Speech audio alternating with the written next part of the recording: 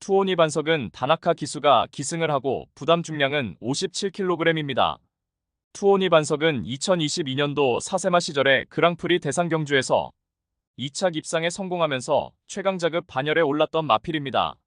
이후 꾸준하게 장거리 대상 경주에 출전하였으며 YTM배 대상 경주에서는 강공 선행 작전이 주요하며 당시 대한민국 최고의 경주마였던 위너스맨을 11마 신차로 따돌리고 대망의 챔피언 트로피를 거머쥐었습니다. 작년 9월에 코리아컵 대상 경주와 12월에 그랑프리에서 입상 실패 졸전을 펼친 가운데 충분한 휴식을 취하고 출전했던 올해 3월에 헤럴드 경제배 대상 경주서 부활의 조짐을 보였습니다.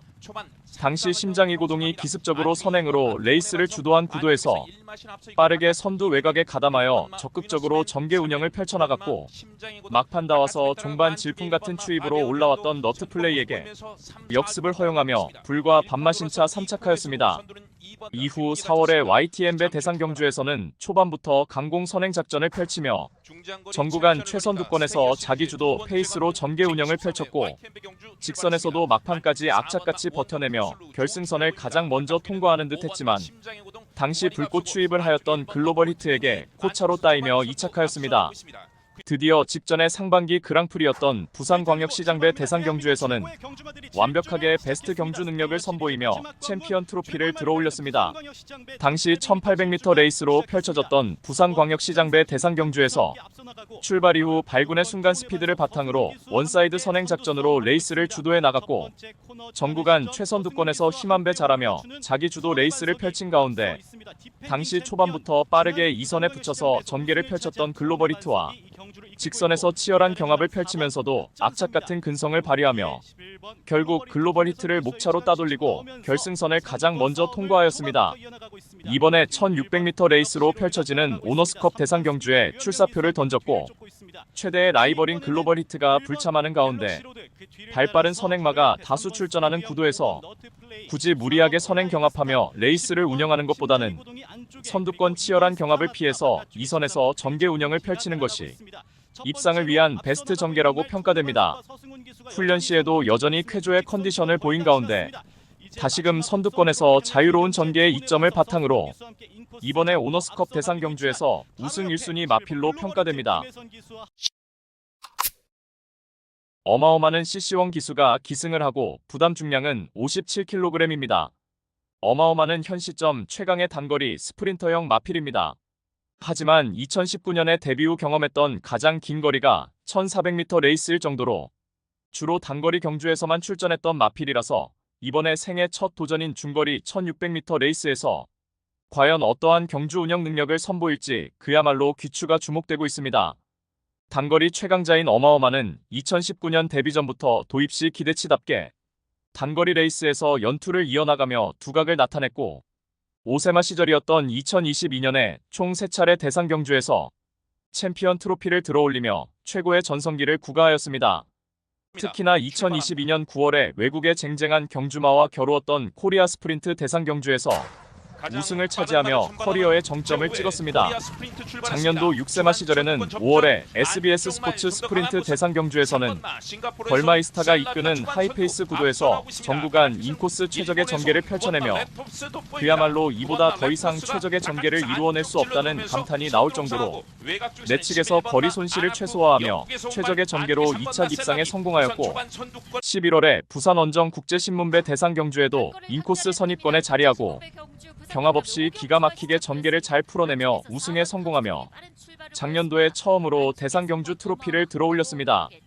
올 시즌 들어서서 7세로 접어들며 다소 노쇠화한 것이 아니냐는 우려 섞인 목소리가 나오기도 하였으며 이후 휴식 차원의 공백이 있었고 올해 3월에 부산 원정 부산 일보배 대상 경주에서는 압도적인 인기 1위로 가장 많은 관심을 받았지만 결과적으로 5착에 머물며 최악의 졸전을 펼쳤습니다.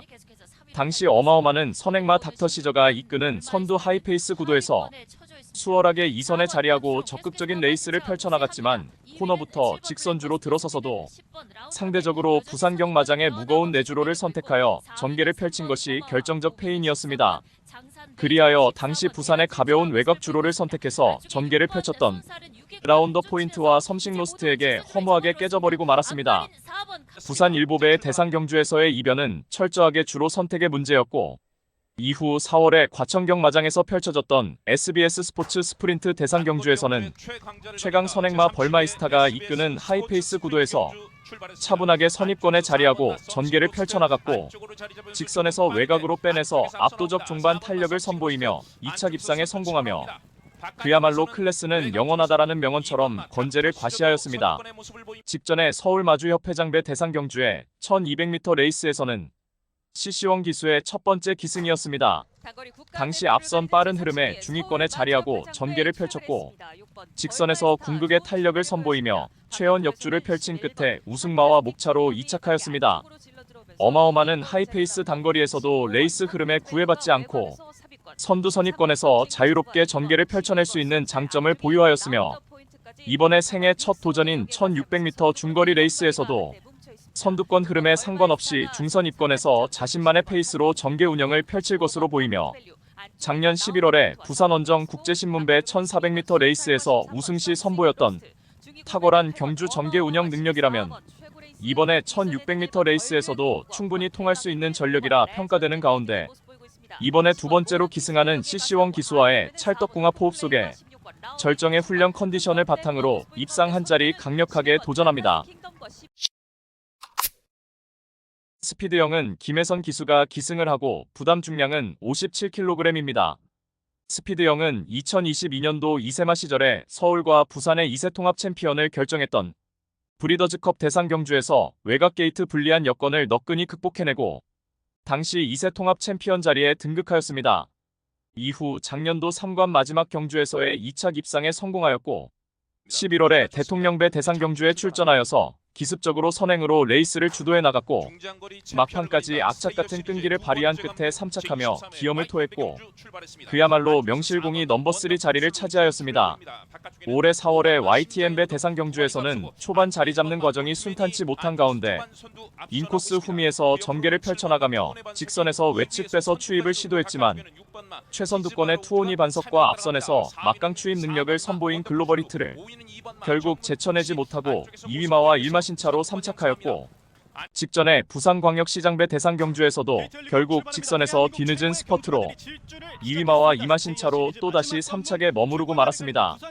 하지만 당시에도 막판 추입 시 끝걸음의 여력은 충분하였기에 직선 구간에서 스퍼트 타이밍이 빨랐더라면 2착 입상 이상의 성과도 가능했으리라 평가되기에 그 아쉬움은 더욱 컸던 가운데, 출발 이후에 직선 구간이 가장 긴 1600m로 레이스로 펼쳐지는 오너스컵 대상 경주에서는 그야말로 스피드형에게 적정거리라고 평가되며, 이번에 김혜선 기수의 생애 첫 기승에서 얼마만큼 좋은 호흡을 보이느냐가 관건이 되겠고, 초반부터 적극적으로 선입권의 전개 운영을 통해서 4코너 지점부터 빠른 스퍼트가 필요한 가운데 직선에서 한 박자 빠른 스퍼트로 자력 입상 기대치 높은 마필입니다. 빅스고는 이동하 기수가 기승을 하고 부담 중량은 57kg입니다.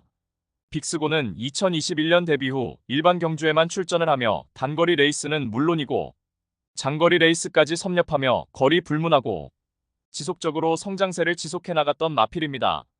한마디로 단거리와 장거리를 모두 섭렵한 전천후 하이브리드형 마필이라 평가됩니다.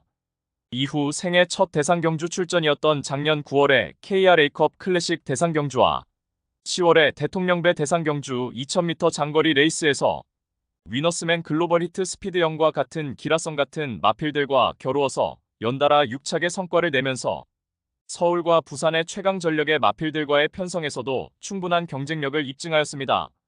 이후 올해 2월에 1200m 레이스로 펼쳐졌던 세계일보배 대상 경주에서 우승을 차지하며 고대하던 대상 경주 챔피언 트로피를 들어올렸습니다. 당시 앞선 빠른 흐름에 3선 외곽에서 지속적으로 추격해 나가며 4코너에서 빠르게 스퍼트를 단행하면서 직선 구간 월등한 탄력으로 치고 올라오며 세계일보배 대상 경주에서 결승선을 가장 먼저 통과하였습니다. 이후 3월에 스테이어 시리즈의 첫 관문이었던 헤럴드 경제배 대상 경주 2000m 장거리 레이스에 출전하여서 초반 선두로 치고 나섰지만 1코너에서 심장이고동에게 선두자리 내주며 내선에서 차분하게 따라가는 전개를 펼쳤고 직선에서도 무거웠던 내주로를 고집하면서도 육착하였습니다. 직전에는 단거리 대상 경주였던 서울 마주협회장배에 출전하여서 초강력 선행마 벌마이스타가 이끄는 하이페이스 구도 속에서 초중반 다소 서둘러 2선 가담하는 과정에서 힘한 배에 실패하였고 결국 직선에서 걸음 무뎌져서 8착에 머물렀습니다.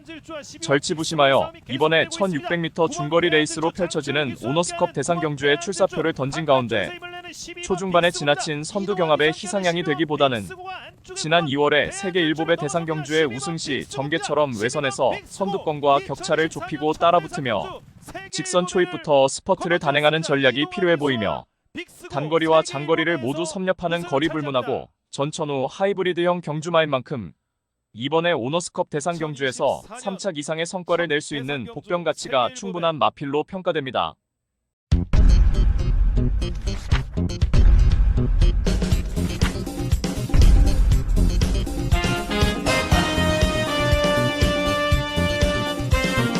모르피스는 빅투아르 기수가 기승을 하고 부담 중량은 57kg입니다. 모르피스는 올해 9세로 접어든 노령의 마필입니다. 데뷔 후 단거리 추입형 마필로 명성을 떨치며 특히나 SBS 스포츠 스프린트 대상 경주에서 2번의 우승 전력이 있습니다. 대상 경주 2차례 우승은 당연히 종반 압도적인 추입 한발 역습을 펼치며 거둔 성과였고 올해 들어서도 총 3번의 레이스를 모두 단거리 1200m 대상 경주에만 출전하였고 지난 4월에 SBS 스포츠 스프린트 대상 경주에서는 깡바닥에서 전개 펼치며 직선에서 뒤늦은 스퍼트로 2위마와 1마신여차 6착에 머물렀고 직전에 서울 마주협회장배 대상 경주에서도 역시 직선 구간에서 늦은 스퍼트로 2위마와 불과 1마신차로 3착하였습니다. 모르피스는 최근 2번의 경주를 모두 1200m 단거리 대상 경주에서 종반 짱짱한 끝걸음의 여력을 남기며 착순권 성적을 거두었지만 이번에 1600m 중거리로 펼쳐지는 오너스컵배 대상 경주에 출사표를 던진 가운데 출발 이후 직선 구간이 가장 긴 부산경 마장의 1600m 레이스이니만큼 워낙에 종반 압도적인 추입 능력을 보유한 모르피스에게는 적정거리로 평가되며 노익장을 과시할 절호의 찬스라고 판단됩니다. 특히나 빅투아르 기수와의 찰떡궁합 호흡 속에서 비록 이번에도 초중반에 최우미에서 레이스를 펼쳐나가겠지만 거리 특성상 4코너 지점부터 빠르게 스퍼트를 단행할 수 있겠으며 직선 초입부터 종반 탁월한 추입 한 발로 역습이 충분히 가능한 최대 복병 전력입니다.